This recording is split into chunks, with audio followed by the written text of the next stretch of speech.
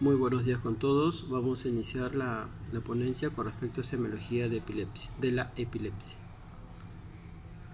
Bueno, hay que tener en cuenta ciertos puntos importantes como definiciones con respecto a lo que es la crisis epiléptica, ¿sí? Con respecto a las convulsiones, con respecto a lo que es la epilepsia y con respecto a lo que es el estado epiléptico. Con respecto a la crisis epiléptica, recordemos que la crisis epiléptica, esta crisis es de aparición transitoria, donde esta aparición transitoria de los signos y síntomas son provocados por una actividad neuronal anómala y excesiva a nivel de la corteza cerebral. Las convulsiones, en ese caso, vienen a ser las contracciones musculares involuntarias sostenidas e intermitentes, que estos, en ese caso, forman parte de la crisis epiléptica. La epilepsia es donde al menos dos o más crisis que no son provocadas y con una separación de mayor de 24 horas entre cada crisis. El estado epiléptico, en ese caso, es la crisis epiléptica que es prolongada y dura por más de 30 minutos. Recordemos que aquí, si no se atiende inmediatamente, hay pérdidas o secuelas irrecuperables, ¿sí? Entonces, eso con respecto a las definiciones. Bueno, dentro de la clasificación, ¿sí?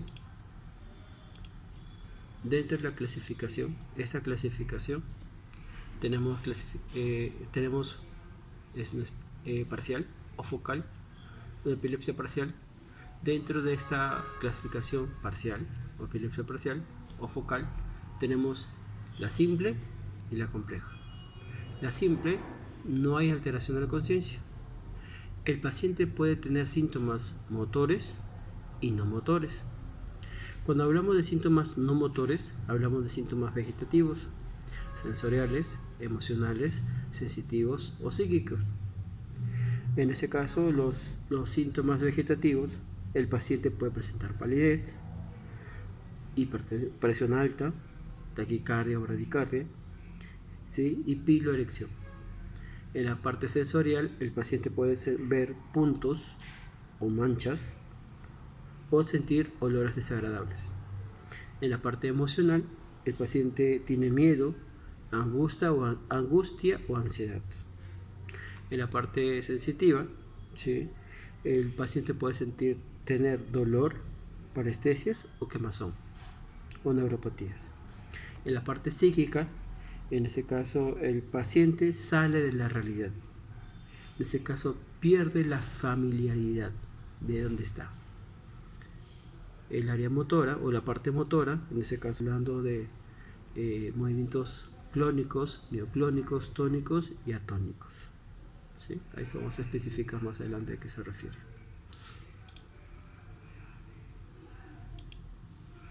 La clasificación generalizada, donde en este caso va a haber compromiso en ambos hemisferios, y en la clasificación focal, o en ese caso parcial, en ese caso afecta solo, en ese caso una parte del cerebro, pero ese de aquí afecta a ambos hemisferios.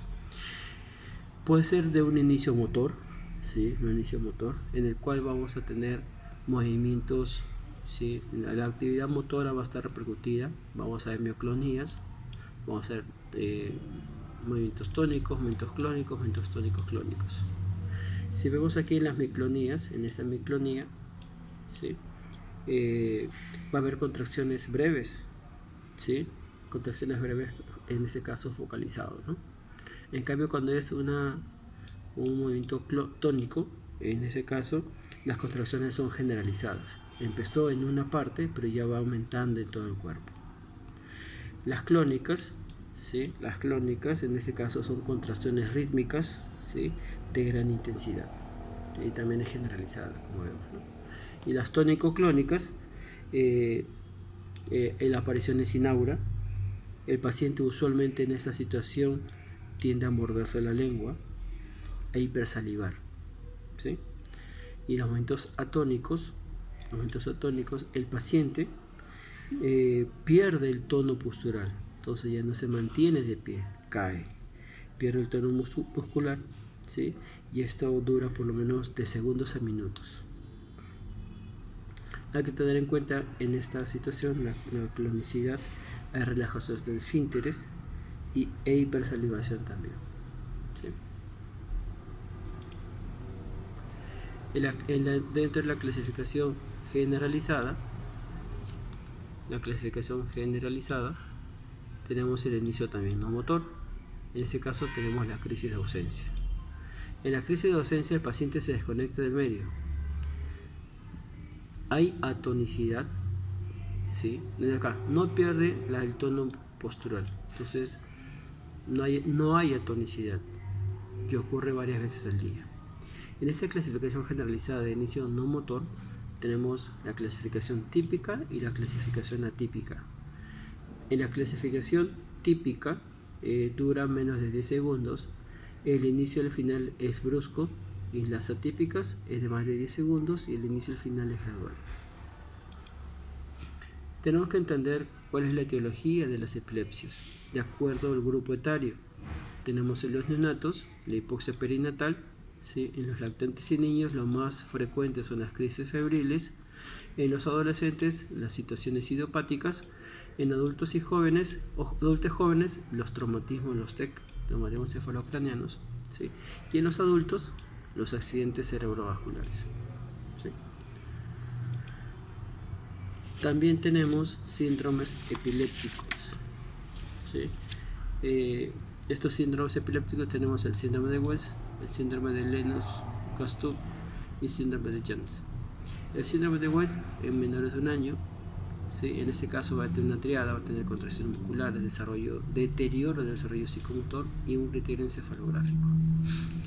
El síndrome de Lennox-Gastaut, en ese caso desde el año, forma de inicio, edad de inicio desde el año hasta los 7 años. Hay deterioro cognitivo, las crisis tónicas son las más frecuentes y hay ausencias atípicas. El síndrome de Jans, en ese caso desde los 8 años hasta los 25 años, el nivel intelectual es normal, no repercute esa área. Hay crisis mioclónicas bilaterales en ambos lados. Los precipitantes en ese caso a esta edad son el consumo de alcohol, la privación del sueño y usualmente puede ocurrir al despertar, ¿sí? Bueno, entonces esto con respecto a la semiología de la epilepsia. Muchas gracias.